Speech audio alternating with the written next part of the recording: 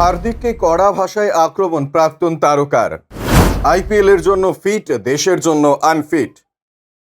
হার্দিক পান্ডিয়া চোট সারিয়ে অবশেষে ক্রিকেটে ফিরছেন। বিশ্বকাপের সময় চোট পান তিনি, তারপর ফিট হওয়ার জন্য লড়াই চালিয়ে যাচ্ছেন। আইপিএলের আগে এবার তিনি ফিট হয়ে মুম্বাই ইন্ডিয়ান্সে যোগ দিয়েছেন এবং নেটে প্রস্তুতিও শুরু করে দিয়েছেন।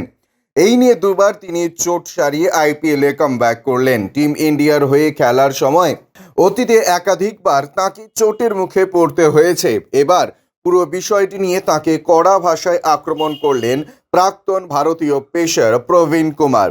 হার্দিক পান্ডিয়া জাতীয় দলের হয়ে খেললেও ধারাবাহিক নন। তিনি টেস্ট খেলেন না, টি-20তে বেশি নজর দেন তিনি। ওডিআইতেও তাকে কম দেখা যায়। হার্দিককে নিয়ে যেই সমস্যাটা দেখা গিয়েছে সেটা হচ্ছে তার ফিটনেস। ঘন ঘন চোট এখন চিন্তার বিষয়। বিশ্বকাপের মতো গুরুত্বপূর্ণ মঞ্চে তিনি চোট পেয়ে সরাসরি আইপিএলে প্রবেশ করার প্রশ্ন তুলে দিয়েছে। প্রাক্তন ক্রিকেটার প্রবীণ কুমার হার্দিককে আক্রমণ করেন। চোটের জন্য ঘরোয়া ও জাতীয় দলের হয়ে ক্রিকেট না খেলে তিনি শুধু ফ্র্যাঞ্চাইজি ক্রিকেট খেলেন। এই প্রথমবার নয় যখন হার্দিককে নিয়ে এই ধরনের কথা হচ্ছে। শেষ কয়েক বছরে হার্দিক একাধিকবার চোট পেয়েছেন। হার্দিককে নিয়ে সবার আগে মুখ খুলেছিলেন ইরফান পাঠান।